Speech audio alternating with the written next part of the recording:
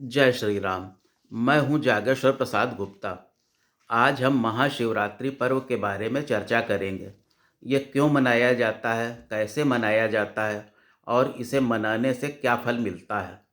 विश्व के अनेक देशों में फागुन मास में कृष्ण पक्ष की चतुर्दशी को महाशिवरात्रि का पर्व मनाया जाता है, लेकिन 2023 में ये त्रयोदशी को मनाया जा रहा है। ये भगवान शिव की आराधना का दिन है। ऐसा माना जाता है कि इसी दिन से सृष्टि का संचालन प्रारंभ हुआ था।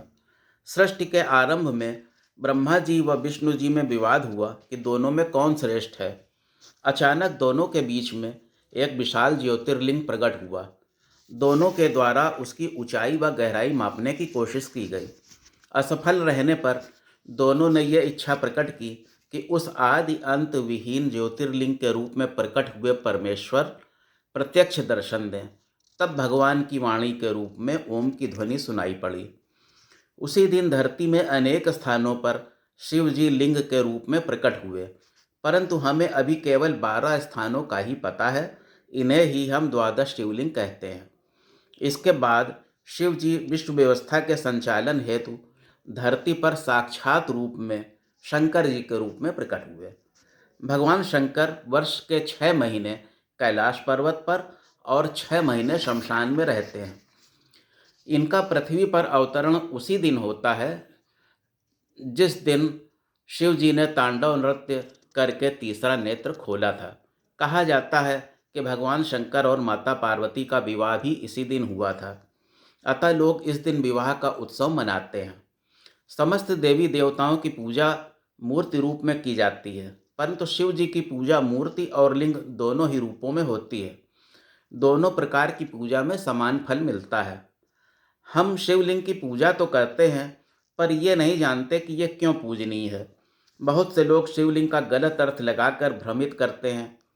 शिव का संस्कृत में अर्थ होता है कल्याणकारी व सदा रहने वाला। एक अन्य अर्थ भी है संपूर्ण ब्रह्मांड। लिंगम भी एक संस्कृत शब्द है जिसका अर्थ है प्रतीक या पहचान या चिन्ह या सिंबल। इस प्रकार से शिवलिंग का अर्थ हुआ ब्रह्मांड का प्रतीक। शिव जी ब्रह्म रूप होने के कारण निराकार कहे गए हैं, इसलिए शिवलिंग की पूजा निराकार ब्रह्म की पूजा है। क्योंकि शिव जी के अतिरिक्त अन्य कोई साक्षात ब्रह्म नहीं है, इसीलिए अन्य लोगों के लिए लिंग स्वरूप उपलब्ध नहीं होता। साकार और निराकार में एक अन्य अंतर ये भी आपको समझ लेना चाहिए कि साकार रूप वाले देवता कहे जाते हैं, जबकि निराकार रूप वाले भगवान। शिव पुराण के अनुसार शिवलिंग पूजा से संपूर्ण ब्रह्मांड का पूजन हो जाता है। शिव जी को अर्धनारीश्वर भी कहा गया है। नारी प्रकृति है, जबकि नर चेतना।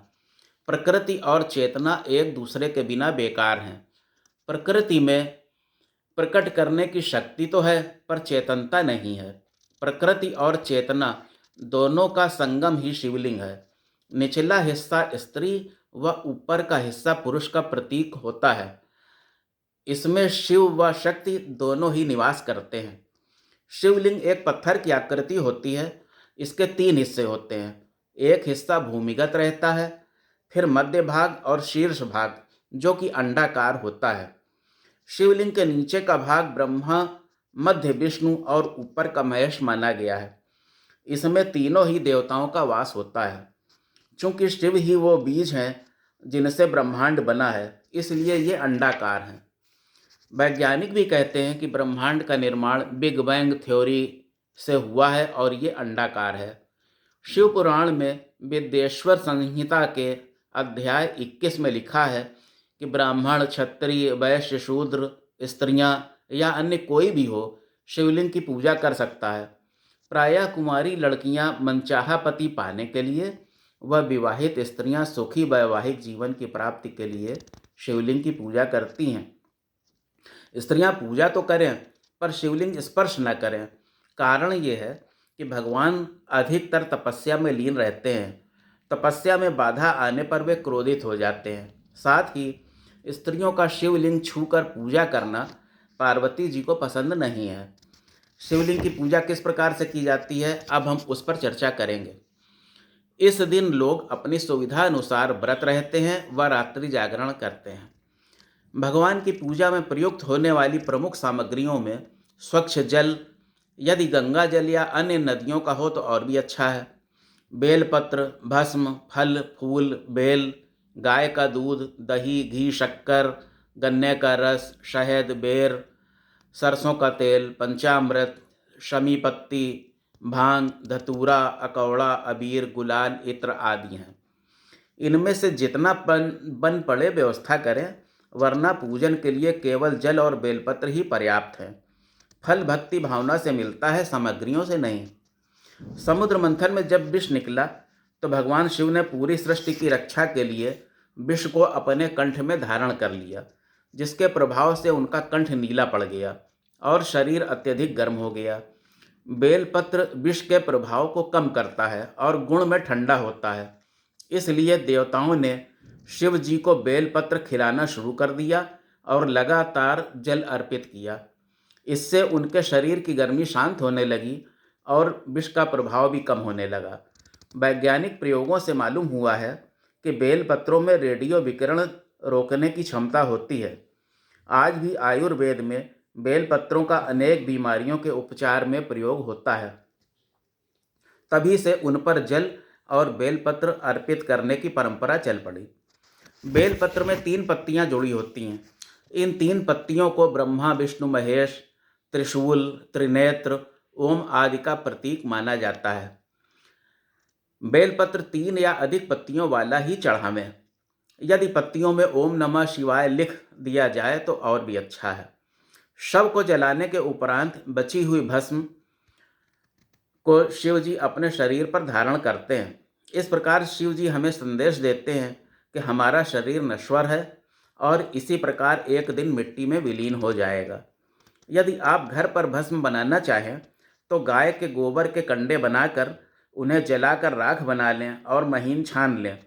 किसी यज्ञ की राख का प्रयोग भी कर सकते हैं। भस्म चढ़ाने का कारण क्या है? भगवान शंकर केवल बाघ की खाल पहनकर ही रहते हैं। भस्म की विशेषता होती है कि यह शरीर में मलने पर रोम छिद्रों को बंद कर देती है, जिससे शरीर को गर्मी में गर्मी और सर्दी में सर्दी नहीं लगती। इनके अतिरिक्त अन्य अर्पित की जाने वाली वस्तुओं के बारे में हम पहले ही बता चुके हैं।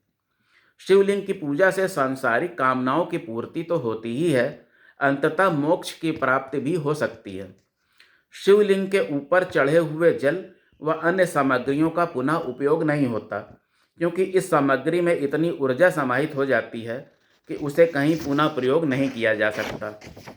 अंत में भगवान से प्रार्थना करते हैं, वे शिव जी जो कपूर के समान गौर वर्ण वाले करुणा के साक्षात अवतार हैं, समस्त सृष्टि के सार हैं, जो सांपों को हार के रूप में धारण करते हैं, उनसे विनती है कि माता पार्वती के साथ मेरे हृदय में सदैव निवास करें।